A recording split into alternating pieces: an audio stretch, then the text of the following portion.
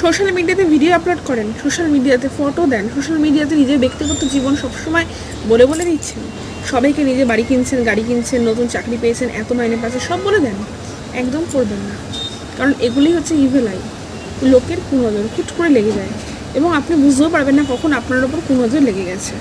কারণ যত বেশি আপনারা আপনাদের পার্সোনাল লাইফ লোকের সাথে ডিসকাস করবেন, তত কিন্তু লোকের মনের হিংসাটা কিন্তু আপনার ওপরে গিয়েই পড়বে, কারণ তারা সেগুলো পাচ্ছে না, আপনি পাচ্ছেন।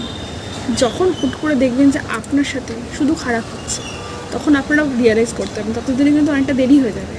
সুতরাং নিজেদের জীবনের প্রাইভেসি নিজেদের মধ্যেই রাখবেন, কারোর সাথে অত শেয়ার করতে যাবেন না।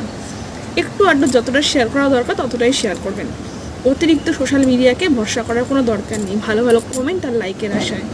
আর শেয়ার করুন তাদের সাথে যারা এরকমটা অলওয়েজ করে যাচ্ছে এবং তাদের লাইফের সাথে অনেক কিছু করছে। ফলো করুন আরও ভিডিও দেখার জন্য।